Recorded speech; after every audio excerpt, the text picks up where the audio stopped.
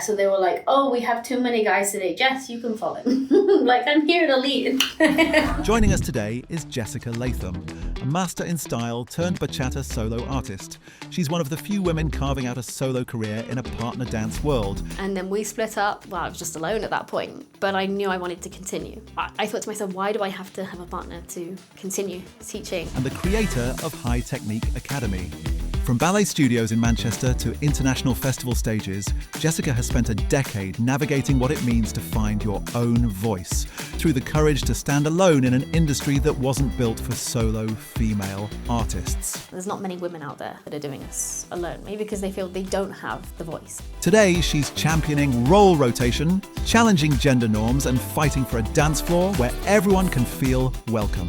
Maybe two girls are dancing and this is accepted, whereas when two guys dance together, rather than just seeing it as dancing, it's seen as gay. So this is part of the problem. All this and much more right here on Step by Step, where every step tells a story. Jess, welcome to Step by Step. We are so excited to have you with us today. Thank you for having me. And I want to start with a question, which is, why do you dance? I've been dancing since I was very little. Yeah. So from a very young age, my mum put me into ballet, okay? Also into salsa, actually. So both my parents kind of chose where to put me, but I ended up enjoying it. Yeah.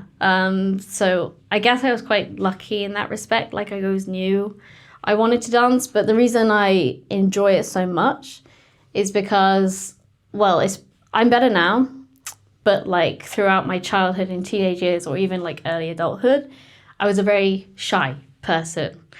So I'm kind of like this ambivert person, but I didn't like talking to people. Even though I'm doing this interview now and like teaching in festivals and that, I never liked verbally expressing my thoughts, okay? So dancing was a way to express myself. Yeah. So I felt my most confident when it's like through movement than verbally. Wow, that's so interesting. And having watched you dance, I would never have pegged you as a shy person. Yeah, I think I have, this is like my, kind of my stage character. Yeah.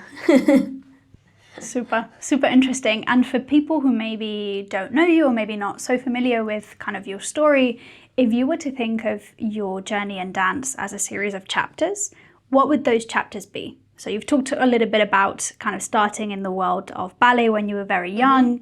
How did that kind of story continue? What was the next chapter? So I've always been into exploring different styles, okay? I don't like to stick to one specific style, even though bachata is probably my main thing right now. I still love to do different styles. So again, my parents took me to a salsa class, okay? So throughout, I was put into ballet. I was put into hip hop, I was put into jazz, contemporary dance was something I studied at school because I already liked dancing.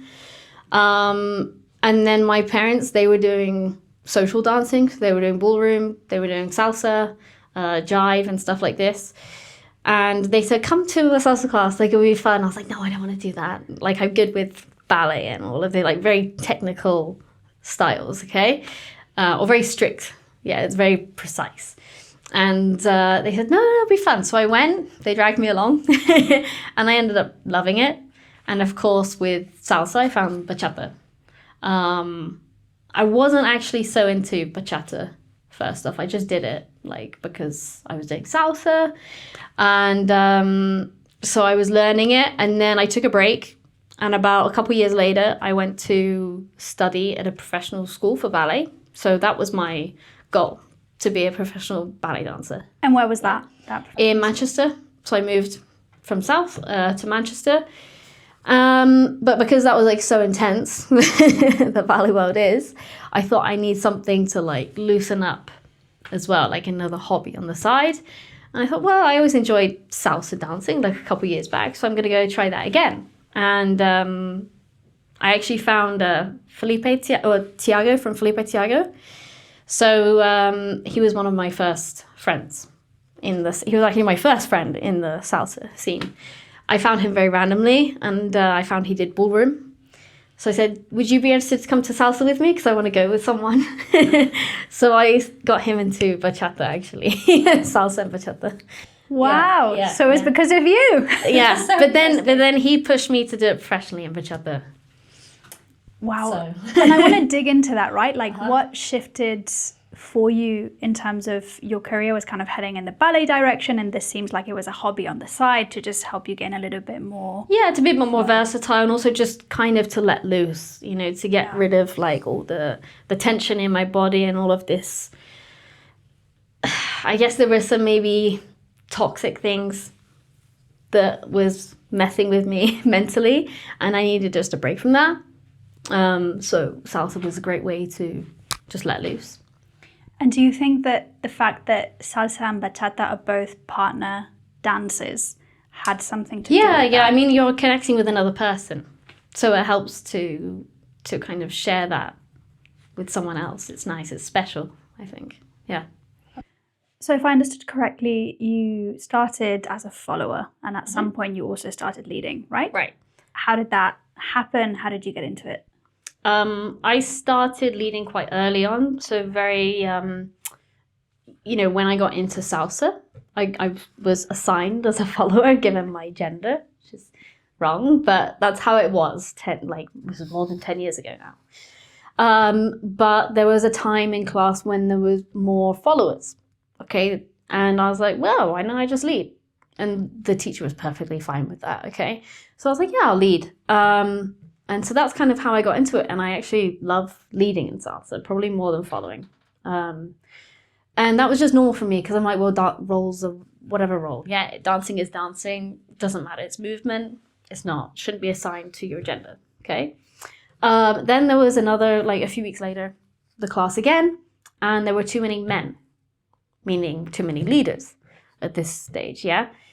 And they said, well, Jess, you can follow, because there's too many guys. I was like, why me? It's like, because you're a woman, you can follow. I'm like, I can follow, but I want to lead because I want to learn how to lead, right? So, you know, and there's still maybe not as much of this, but it still happens from time to time where you get this, you're assigned this role because you're this gender. Yeah. Or what about people who, you know, are fluid or like they identify as they, them, right? It's unfair in this sense. So it's not very equal or welcoming for anyone. Yeah. Absolutely. And at what point did you decide you wanted to do this professionally? Well, again, Tiago pushed me to to do it. I was actually auditioning for, well, at that point I was auditioning for jazz companies or contracts because I shifted. I don't want to do the ballet focus anymore. So I'll go like musical theatre, jazz route. Whilst I was auditioning, Tiago said, let's just work together in bachata and like see how it goes and, you know, see where things could take us. And we ended up just continue working together at that stage. That was like 10 years ago. Yeah. Amazing. So were you a kind of partner you were a couple dancing together? Yeah. Mm-hmm. Yeah, back then, yeah. Mm-hmm. Great. Yeah. And what made you, because I know at the moment you're kind of really positioning yourself, right, as a solo artist and pursuing this career on your own. What shifted for you? What made you want that? Honestly, I didn't never plan for it. It just happened because I had another partner before. So after Tiago, I had another partner, and then we split up. And I was like, well, I was just alone at that point. But I knew I wanted to continue dancing or teaching. Yeah. And I thought to myself, why do I have to have a partner to continue teaching, right? Even though it is very, of course, bachata is very heavily much partner work. Yeah. So it's much partner work focused. But I can still teach like as a leader, as a follower, I can teach styling. So why not try this alone, you know? Absolutely. Absolutely. Yeah. And one topic I definitely want to get into with you is the kind of teaching side, because I know you've got your High Technique Academy, and I'm interested in kind of what pushed you to create it. So that again came from the solo teaching. I felt I needed like a concept or something to stay present in the scene. but it's something I'm very passionate about because, so again, as I said, I lead and I follow. And I think it's equally important for both leaders and followers to know how to move their body properly and to understand musicality better. Often you find a lot of like these lady styling. I don't love that term, but you find lady styling classes. Now there's a little bit more like of this men's styling, or just styling in general, as I prefer to call it. But I think a few years ago, or even like many more years ago, you had it for lady styling. I was like, why not just do styling for everyone? So this is why I created it. So it's for men and women alike, or any gender, and leaders and followers. So that's what pushed me to create that. Nice. And because I think this also, as you already mentioned, right, really relates to the concept of role rotation. Could you speak as to what that is for maybe the people who are not super familiar with the concept? So it's, you dance as a leader and follower, but you have this switch within the dance. So if you're leading, you can switch to become a follower. So you have either you can steal the role or you can give the role. Yeah, so if I'm a leader dancing with a follower, I can change the role. Let's say I can just give the role like this, and you change the rhythm ideally, and then you become a follower. Or as a follower, yeah, it works both ways. I can steal the leader's role. And what do you think is special about doing this in a dance, which doesn't usually happen, right? In kind of assigned, somebody leads, somebody follows. What is special about switching roles within a particular dance? I think it helps you to enhance your creativity, honestly, because you get an idea from both sides. It in turn helps your, let's say if you have a preferred role, like let's say I prefer to follow, it helps my following, knowing how to lead. Because I know how the follower should respond, should connect with the leader, and vice versa. Like the leader needs to understand how to maybe soften and not to give like a rough lead, or for instance, or maybe they need to give more clarity to the movement. So I think it helps for this, but I think it's a nice way to connect a little bit more differently. I like the switching part because it's kind of surprising. You don't know what's going to happen, and it's kind of this banter in the dance, so you're kind of playing off each other. Playing with those two energies is really, really something cool. Yeah. That's super cool to hear, and actually one of the aspects that I've seen you embody a lot in your dance is this playfulness. And I'm interested in how have you managed that expression, and what do you think has helped you to get there? Well, aside from dancing both roles, I think honestly exploring different styles. So not only sticking to one. Often when people like get into especially social dancing, they only stick maybe to salsa or only to bachata. But even if you just explore one more style and you venture out, it's going to help exponentially with your creativity, because you're going to come up with new ideas, and maybe you can even introduce those techniques or movements from other styles and put it into the preferred style without changing it completely. Absolutely. And I really like this idea we've sometimes talked about, right, that dance is like a conversation. And so the more language that you have, the more enriching that conversation is, or the more topics you can almost, communicate about in that dance. So yeah, I think that's another thing with like both roles. You're able to communicate much better with the other person. And for students that you have that are now doing both roles but that didn't do them before, what shift have you seen? I think they're a lot more sensitive to their partner. They're not like, let's say for a leader, they're maybe less in control, and they allow the follower to speak in a sense, to also let them express themselves. I feel that, like, generally speak, it's not always the case, but generally speaking, when I dance with a role rotator, as you might say, they're a lot more sensitive, and it's sometimes, I don't want to say better to dance with them, but it's much easier to communicate with them or connect with them. And what do you mean by sensitive? What are the things you notice in the dance? Can I take your hand for a second? Course. Yeah. So for example, they're more sensitive to like these energy shifts. Okay. So let's say if you are leading. Okay, so you have more pressure here, but if I give, they instantly react to that and they release, like they let their guard down almost. Interesting. Yeah. So it sounds to me like almost training your nervous system to be more receptive to those energy changes. Right? Yeah, and just be accepting of like the other person's input, you know. So if you're leading, it's not always about you. It's also about the other person. It's like a normal conversation. If you're talking, like we're talking now, like we let each other speak rather than I'm always talking and then you don't let the other person breathe. Yeah. And it's interesting you mentioned this because this is a topic that often comes up in these kind of conversations when we ask about, you know, what makes a great follower, somebody really cool to dance with. This topic of great following doesn't just mean going through the door that is open for you, but also bringing forward a level of creativity. Right. What's your take? Yeah, I think there are different opinions on this. My opinion is that I actually like the follower to express themselves. So again, going back to the creative side and letting or hearing the other person out. I don't mind if they only just want to follow. That's also fine with me. But I really like it when they maybe stop me for a moment even just to show or to express themselves. Yeah, maybe they hear the music differently or they want to style it a certain way or move in a certain way. And I let them do it. Yeah, I think it's way more fun. Yeah. If you think about some of the best social dances that you've had, what would you say made those dances special? I would say instead of thinking less about moves and combinations, to feel the other person's energy.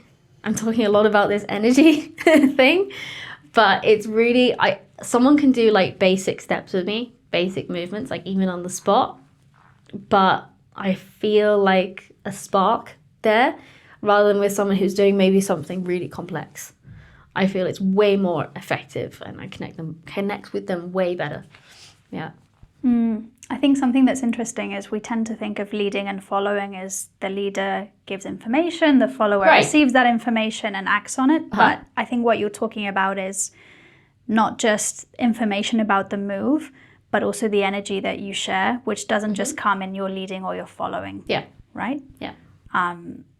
What would you say are some of the keys to connection? Because I think that's in the end what you're talking a little bit about. It's not just the quality of the movement that you have in your dance, also the quality of the connection that you share, especially in a social environment. So I don't think you can connect with everyone on the dance floor. I think there's people that you just can't connect with, and that's totally fine. But I think you can try to connect with a person. So you can see how they respond to certain movements, whether as a leader or follower. Yeah, you can see what works for them. So maybe like if I'm dancing with a leader, maybe I need to dial down my styling a bit more. Yeah, or my use of expression. If I feel like they're thinking about the moves and they need to put a little bit more thought into this, and they maybe struggle with not letting the follower style, but maybe it might distract them in a certain way, I might dial it down a little bit and do less styling. Yeah. Or as a leader, if I feel the follower's tension, okay, I need to soften a little bit more and slow the movement down, or maybe do something a little bit calmer. You said earlier that you don't think it's possible to connect with every person on the dance floor. Why do you think that is? It's like in life, like with friends, you can't be friends with everyone. It's not to say that you can't not be friendly with everyone. You know, you can be a nice person to everyone, but there's certain people you connect more with, yeah, on a human level. So it's the same thing when dancing. It's like, I think it's something you just sense. It's just an energy in the air that you feel, yeah, and that's okay. Super. No, I love that. I would like to talk a little bit about your role as a performer. Right, because we've talked a little bit about the kind of social environment and also your role teaching. Right. Can you give us a little bit of a view of what does your kind of average week look like? How often are you kind of on stage? What does that experience feel like? It's always different, my week. Like each week is different. So I could have a lot of weeks where I'm traveling all the time, and then maybe I have a little bit of break another month and just travel a little bit.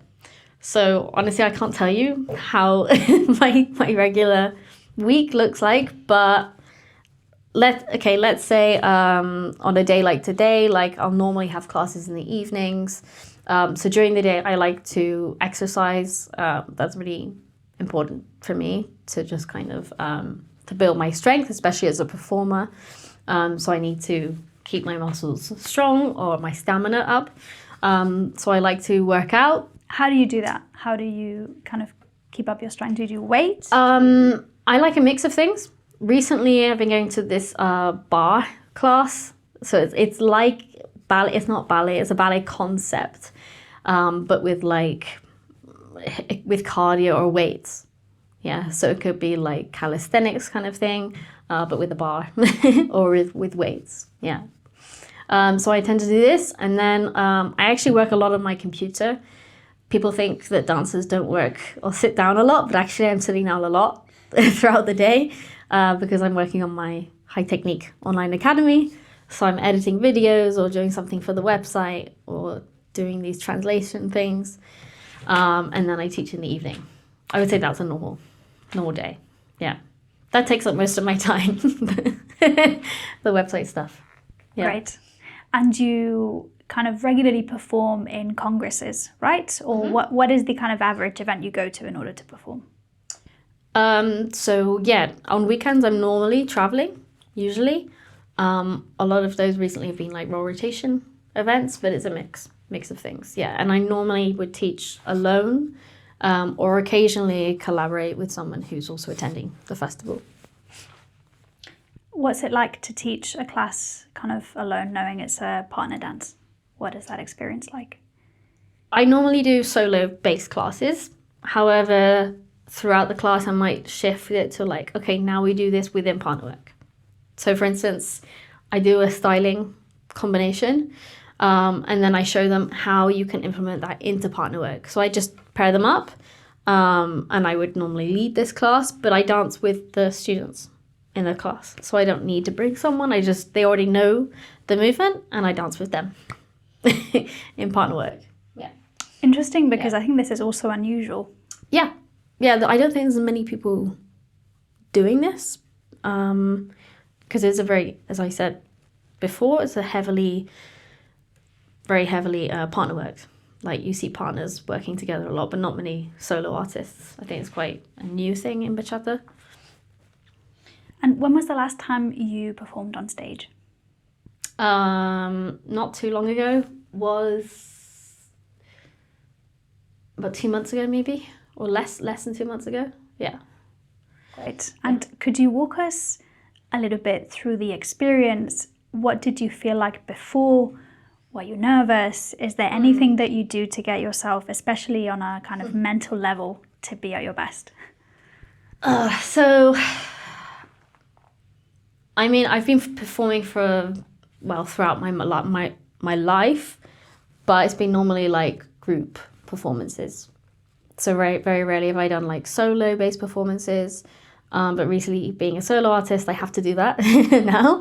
But now I've kind of learned to enjoy that. I think it's a very different thing going from like group performances, which can already be quite daunting. But I think solo performances are another level. I think I did, well, my first one was back in my teens, but in my professional life, my first one was 3 years ago, I would say. And you could see when I was on stage, I was shaking in my boots.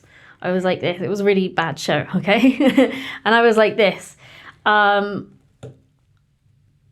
Honestly, I think the best thing is practice.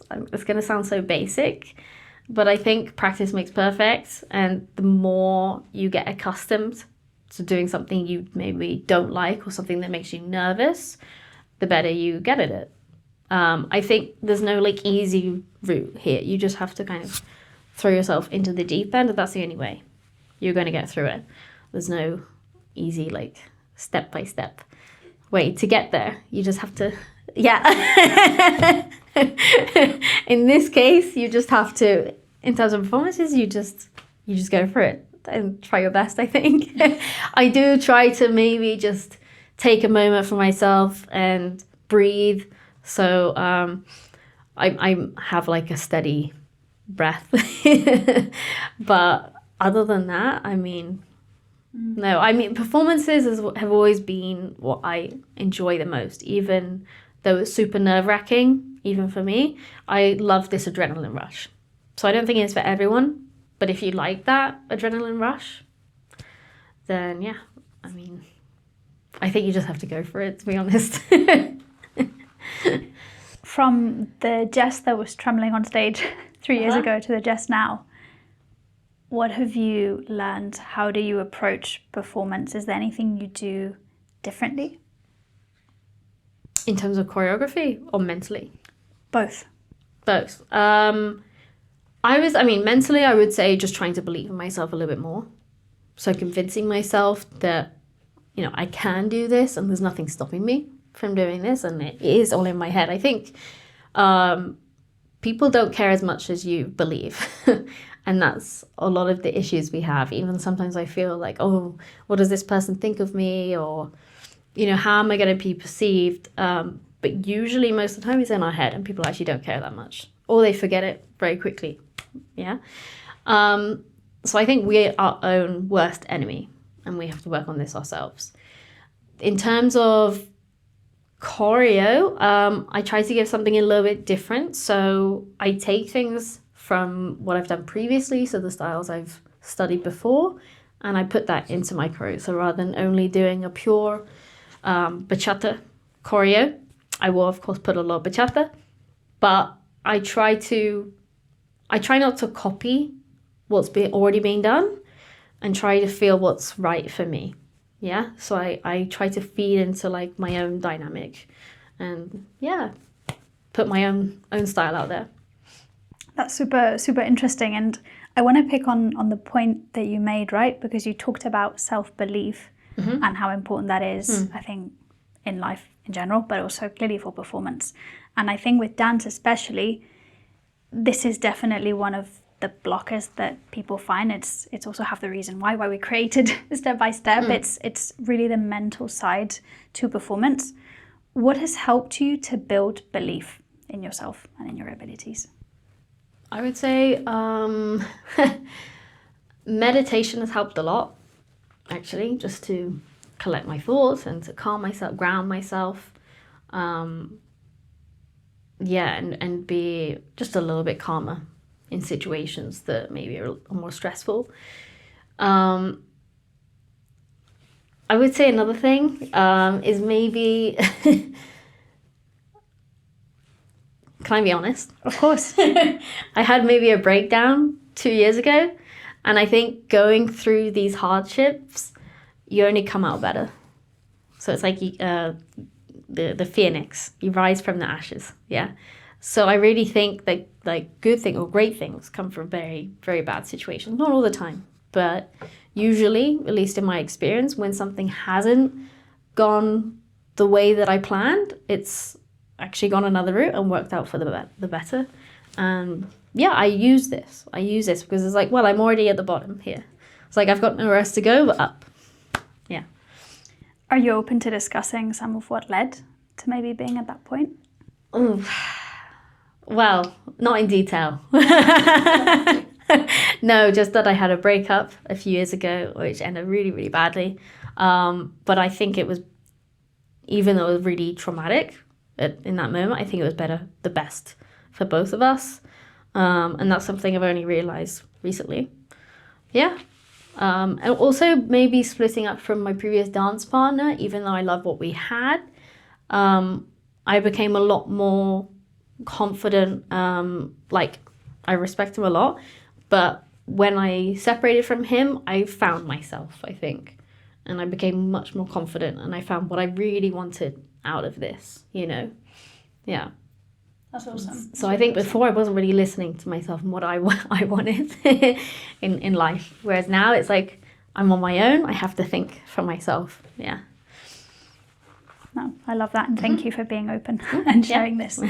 I want to go a little bit deeper with you on what have been your experiences as a solo artist, but also as a female artist in the industry, right? Because I think both on stage, physically, like literally, but also as a conceptually, there's a lot of space to fill. How have your experiences been like? I really love teaching alone, traveling alone, or either teaching with someone or being alone. It does come with a lot of hardships, though. I do believe that I see a bit of this gender inequality in the dance scene. It is starting to get better, but there is still some existence of that and unfairness. And often I've found a little bit more that, like my male counterparts in the past have gotten more attention or more respect, or male solo artists are given more respect or more of a voice than women in the dance scene. So there is a downside to this, but that kind of helps me to keep going, I think, as a solo artist. Like, I'm very happy to, maybe if someone comes along, like a potential partner, I'm happy to take it, but I still definitely want my brand and like to do have solo contracts alone, because I think it helps to empower other women to maybe as some kind of inspiration there, or to go down that route if they want to. Because again, you only see like partners getting a lot of notice or male solo artists. There's not many women out there that are doing this alone, maybe because they feel they don't have the voice, which is true. So they're afraid to do this alone. What advice would you give to female artists who would maybe want to pursue this? I would say put your voice out there as much as possible. If you are in a partnership, to have as much voice, or maybe even more, as your male counterpart, just to kind of put it out there that you can lead. Yeah, not in terms of dancing, but you can be a leader. I would say what also helped me to gain more respect was being able to dance both roles. As unfair as that is, I think I did get respected more from being able to lead as well, because people were like, oh, then you can teach as a leader, you can lead a class, that we want you. Whereas if you're only following, they're not as inclined to book you. That's not why I do both roles, but I do think that helped a lot. That's interesting. And, you know, I personally haven't had experiences like this, but I have heard of other female artists, for example, talk about even in partnerships, the kind of male lead being given a microphone and the follower doesn't get one to teach the class, for example. So subtle kind of nudges like that that show who is expected to lead or who is expected to drive the conversation. Right. Yeah, this is one thing. I think in recent years, I haven't noticed this.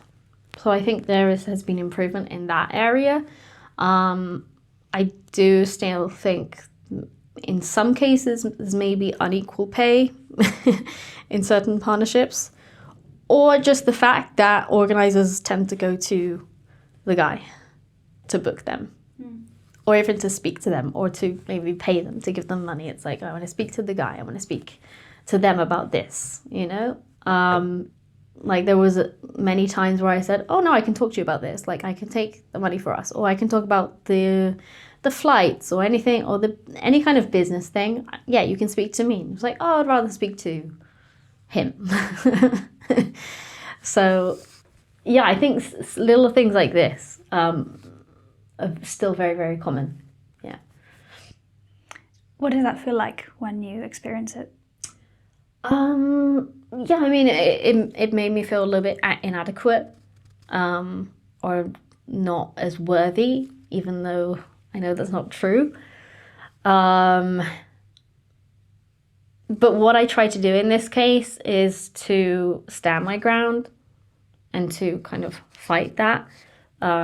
Still being very like friendly and everything, but just to be confident and show that I can, just to prove myself, I guess. Yeah. Well, I really want to thank you for that, because I imagine that there'll be people looking at you and then maybe feeling more confident themselves too when they notice these scenarios or they're in that situation, to then be able to stand their ground, to be confident in the value that they have to offer. So I think having role models, not just in dance, but in any discipline, is really, really important. If I could give you a magic wand and you could just go like this and make any change you wanted in the dance community, what would that be? One thing? You can have 3, just to be fair. The one thing I would have is the gender inequality, or equality in terms of the LGBTQ community, because I meet a lot of people from there. Like, I'm an ally, but I'm straight, straight white female. So I think it is easier for me. And I found that they've been like disrespected a lot in the dance scene, which is really, really unfair. I think there's a lot of heterosexuals in the scene, and I don't think they feel as welcomed into the dance scene. And I think also role rotation helps with this. Yeah. What are other things you think that we can do to kind of stop what's going on, or to try to be more inclusive? Well, again, with the role rotation thing, or not even necessarily this, but maybe dancing with the same sex, the same gender. So not always dancing with the opposite sex, because we do this all the time. But we don't often dance with the same sex, or you might see in like videos on Instagram or in places where maybe 2 girls are dancing and this is accepted because maybe it's sexy or something like this. It's perceived in this way, whereas when 2 guys dance together, it's seen as gay. And I think this is a huge issue. Rather than just seeing it as dancing, they put a label on it and say, oh, they must be gay, or like they must be into each other, which is wrong. So this is part of the problem. I think we need more people dancing with the same gender, and just being inclusive, involved with everyone, and also not having this superiority. That's another thing which needs changing a lot, is that when people get to a certain level, they think, oh, well, then I'm better than people who are beginners, and I don't want to dance with them. Yeah. And I understand you might want to dance with advanced dancers because movement-wise it's very interesting and you might match on their level, but it doesn't mean to say you can't enjoy a dance with a beginner. I think it's more about the connection than about all the moves that you do and everything like this. So yeah, connecting with people who are of any level, dance-wise, and then dancing with any gender out there. I think these 2 things we really need to put into the community a little bit more. I really like that point, and in kind of my circle, this is something that we often talk about. And I've even seen, I think somewhere on Instagram, a reel talking about, a beginner will dance with anybody. Right. Sometimes intermediates think they only want to dance with intermediate or advanced, but a truly good dancer should be able to enjoy a dance with anyone. Yeah. Would you agree with that? Yeah, definitely. Yeah. I can think of like a lot more beginners that I would love to dance with than a lot of advanced dancers that I would love to dance with, simply because they're humble and they're nice to connect with, Yeah. And I guess that brings it back to where we started the conversation, right? On the energy and the connection. Mm-hmm. It's not just how well you can move, but also how present are you in this dance. How present you are in the dance. Yeah, for sure. And where have you seen, on the inclusion piece, I guess, gender or the kind of LGBTQ community, but also environments where you think people are of this mindset, where have you seen signs of progress? This is going to sound very one-sided, but in the role rotation community. Because for the people there, I don't want to put like a barrier around it. It's not the point. It's just that the people who are inclined to be a part of that scene or go to festivals where role rotation is present, maybe you don't have to be a role rotator, but you're familiar with the community, they're a lot more open-minded. Yeah. But a couple months ago, it was really interesting. This is the first time it's ever happened. So 2 months ago, I was in Brighton at a role rotation festival, Dance for Charity is the name. And I did my workshop for high technique. So it was one of the workshops where I do half solo and half partner work. Okay, so we all did the styling together. I had different genders there. And then halfway through, I said, okay, we're going to go into partner work now. And so I said, okay, hands up if you just want to lead, like you just lead. And not a single person put their hand up. This is the first time it's ever happened in an event or a class. And I said, did you hear me? Like, hands up if you only lead. Because I just wasn't expecting it. It's the first time ever. And everyone was like, what do you mean? We all do both roles. And I was like, okay, hands up if you only want to follow. And I had one follower. They said, yeah, I just want to follow. I said, fine. And then everyone was like, yeah, we dance both roles. I'm like, okay, then pick your role. So that's a really nice thing. It's very new to the scene, yeah. And I'm glad that it's starting to be a little bit more common, yeah. And they just want to have fun. They don't want all like this, aloof energy, or postureo, we call it in Spain. No postureo, it's literally just to have fun and enjoy, because that's what dancing is supposed to be. It's supposed to have fun and to enjoy. I don't know why we have this, this like hierarchy. I don't know why. What do you it think exists. And what do you think has contributed to that? Because you're not the first person I hear talking about it changing. Honestly, I don't know. I can't give you an answer for that. I see it in other things as well, so it's not just in the dance scene, but I think in any line of work or in any kind of hobby, the higher up the ladder you go, the more of it you see. Because they think, oh, like I have a little bit more expertise here now, so I may be a little bit more important. So maybe this is where it stems from. Right, and I guess what you're talking about is taking your output and putting that into your identity. Mm-hmm. I am better at this, therefore I am a better person or of a higher... Yeah. Level. I mean, maybe even people try to act this way because they think they will be seen as more superior. So people might respect them even more. Sometimes I've actually seen this where people think, oh, they're acting this way, so maybe I should respect them. Or maybe they are more valuable than me. So it could be this as well. But I don't necessarily believe in that. I mean, I think what sometimes happens in the socials, and you see this a lot, is certain people who are maybe not as experienced yet feeling quite intimidated to ask somebody who's really experienced for a dance. Have you noticed this, and what do you think are the keys to creating an environment where that doesn't feel so far-fetched? I mean, I've experienced this myself as well when I moved countries. So I was new to the scene here. I was already advanced level. But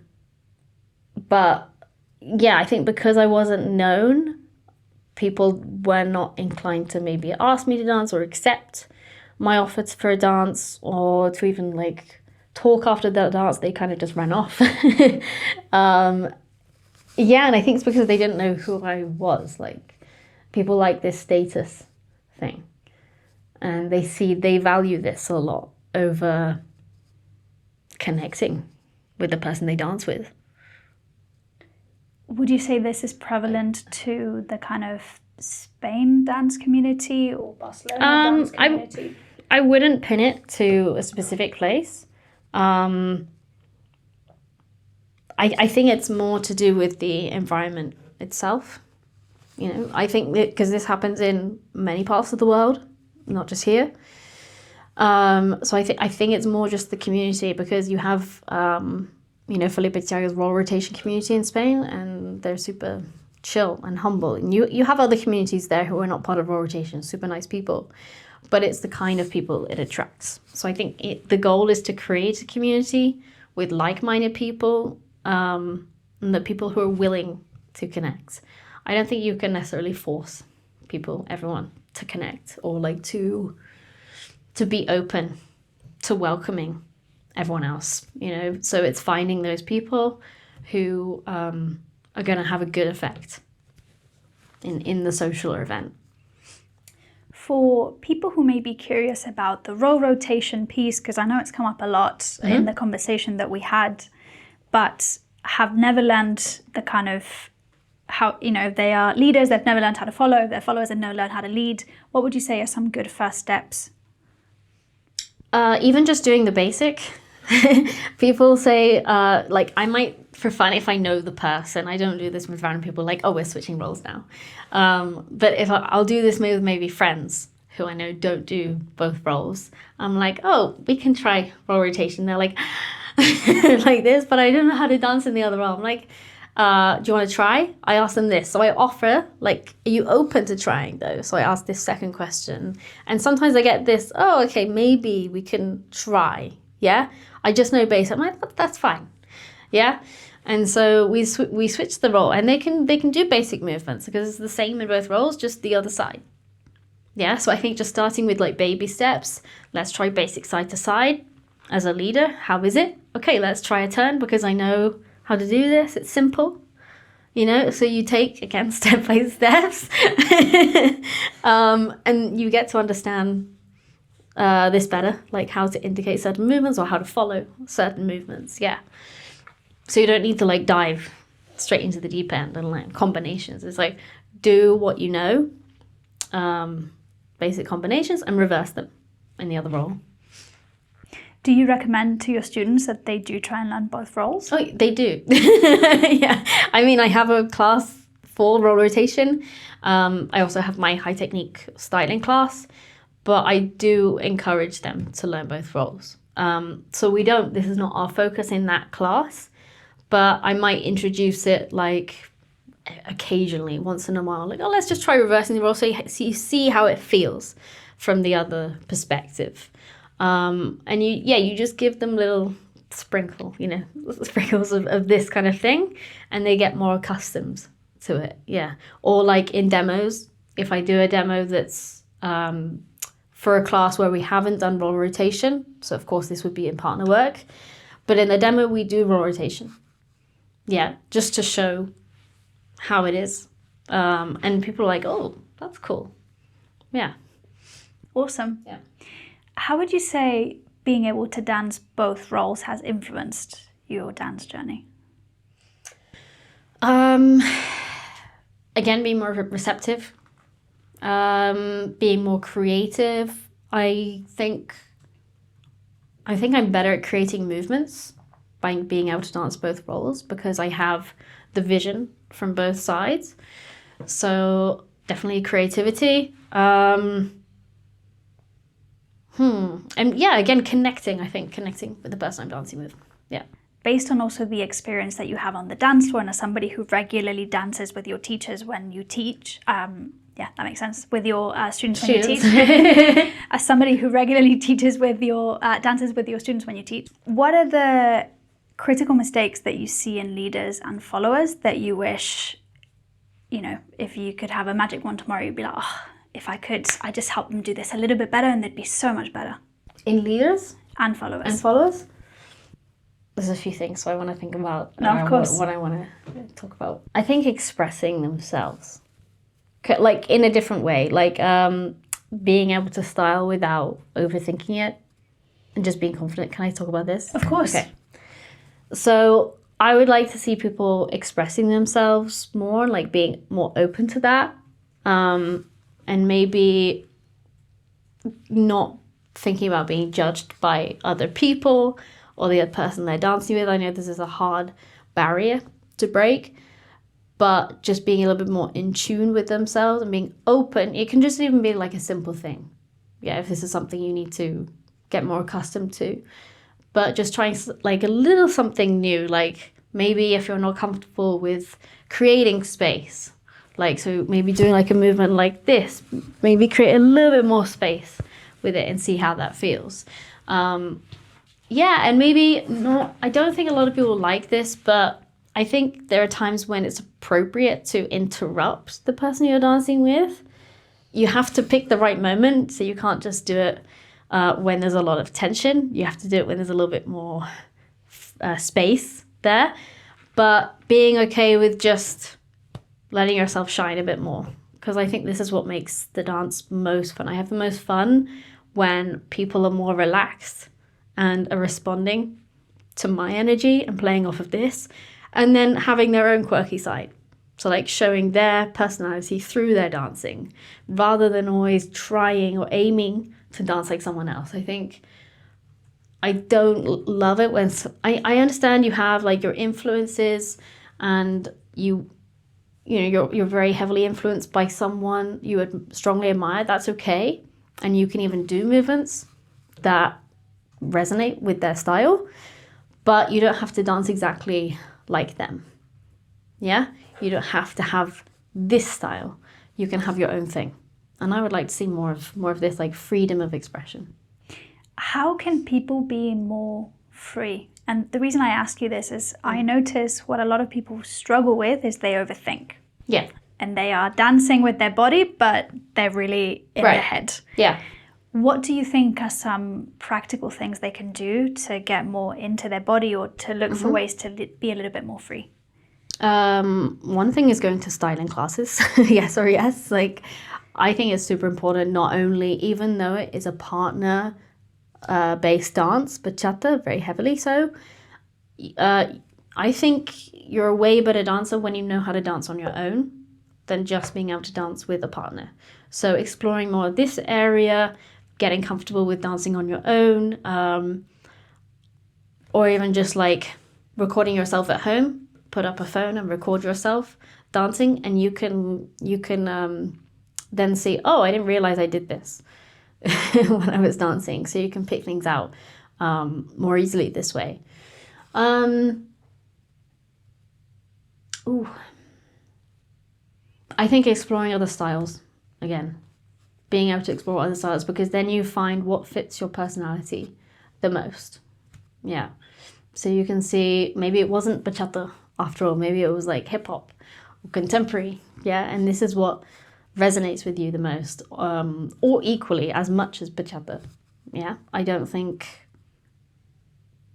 100% of your love goes to bachata. I think it also stands in other styles as well. Yeah, and again, as I said earlier, like this will help you to grow, evolve as a dancer. Like the more you know, the more tools you have, the more you grow as a dancer. Yeah. What I really like about what you said, and I imagine it will resonate with a lot of followers, is this idea of being able to dance by yourself. Because I think the principle of following is very much following a leader and being responsive and being able to actively listen to the movement that is being initiated. But I really like this concept of what are you like when you dance by yourself, and how do you bring then that energy into a partnership? What has helped you build that? I know you've talked about doing different styles, and that's given you lots of different tools. And you've also talked about kind of recording yourself. Anything else that you think has helped you build that freedom? That's a good question. It's a little bit more specific, because I did more like contact based workshops as well. Like in contemporary dance, you have this you have like these contact based workshops, so you're playing off each other's energy. So one is sending a signal, and you see how that person responds to it, you know. And I think you can maybe even bring this into bachata a bit. Maybe you indicate a move, see how the follower responds, and if they come out a different way, like you kind of follow the follower. So you end the movement a different way, instead of thinking, no, this is how I wanted it to end. Yeah, you kind of follow their energy. Okay, we're going to go this way now and end like this. Yeah? Nice. Yeah. I love that. I would love to go to a workshop for this. So we have a closing tradition on this podcast, which is we like to end on a little bit of appreciation. So I'm going to share something that I appreciate about you. and then I'm going to ask you a question. Okay. So there's actually two things. I'm going to cheat on this one. There's actually two things I really appreciate about you. Number one is the level of playfulness that you bring to the dance floor, which I've watched you now give workshops a number of times, and it's always such a pleasure to watch because you are playing, and I think that's a very different energy to people who are dancing to impress, let's call it that way. So I really appreciate the playfulness. And the second thing I really appreciate about you is, I think, how you're leading the way in terms of female solo artists and how you're positioning yourself in the industry. This is not my profession, but I imagine there's a lot of young women who might be looking up to you, and you're really going to pave a way for them. Thank you. I really appreciate that. Thanks. I would like you to think about one person who has been really supporting your dance journey, who you are grateful for, and just let us know who that is and why you're grateful. Two people. So I've mentioned them before, Felipe and Tiago, 100%. They're part of the reason why I guess I'm really going for it as a solo artist, because they help me to actually believe in myself and that I can do it on my own and that I'm worthy enough and I have enough tools to be able to teach and to deliver. Yeah, so I definitely have to shout out to those two. And for also uplifting like the whole community itself with the whole role rotation thing. Yeah, and being welcoming to everyone. Yeah. I love that. I feel like we all need a Felipe and Tiago in our lives. For sure. Super. Well, thank you so much for being with us today. Yeah, really pleasure. appreciate it.